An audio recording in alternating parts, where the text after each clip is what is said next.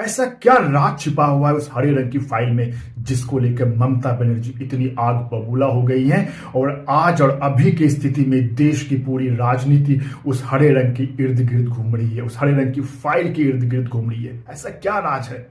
क्या कुछ घोटाले का राज छिपा हुआ है जिसको लेकर ममता बनर्जी इतनी परेशान है? आप सबको पता है कि कल ईडी ने छापामारी किया आईपैक प्रमुख प्रतीक जैन का जो ऑफिस है कोलकाता में, वहां छापेमारी की है। और उस छापेमारी जब चल रही थी उसी बीच ममता बनर्जी पहुंचती है 11वें फ्लोर पे, वो ऑफिस है, वहां से हरे रंग की फाइल लेके निकलती है और उसके बाद मीडिया से बात करती है और कहती है, और कहती नहीं है, उन्होंने प्रधानमंत्री मोदी को भी एक संदेश दिया है कि अपने गृह मंत्री अमित शाह को समझा लो। आप लोग को पता है कि इससे कुछ दिन पहले भी उन्होंने अमित शाह को एक धमकी दी थी जब अमित शाह बंगाल के दौरे पे थे कि हम चाहें तो आपको होटल से निकलने भी नहीं देंगे। तो चुनाव के पहले ईडी की गिरफ्तारी और उस फाइल में क्या राज है? अगर आपको पता है तो कमेंट कीजिएगा और मेरे चैनल को सब्सक्राइब जरूर कीजिएगा। आप सबको पता है कि कुछ ही दिनों में बंगाल का चुनाव शुरू होने वाला है।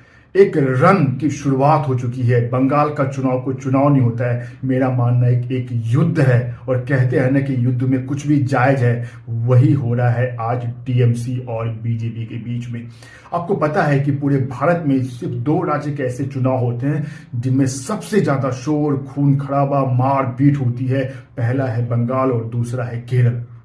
और ये बंगाल के चुनाव की शुरुआत है क्योंकि ईडी की छापेमारी हो चुकी है।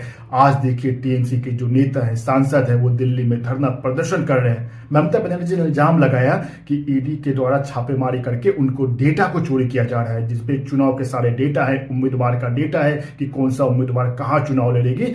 तो जो है भाजपा, खासकर अमित शाह, उस डेटा को चुराना चाहते हैं। जबकि भाजपा का इल्जाम है कि उस हरे रंग की फाइल में घोटाले के राज छुपे हुए हैं, कोयला घोटाला का राज छुपा हुआ है। तो अभी आने वाले दिन में देखिए कि बंगाल चुनाव में और क्या होता है। अभी तो बंगाल चुनाव का बिगुल बजा ही नहीं है, जब ये बिगुल बजेगा तो अभी और शोर सुनाई देगा।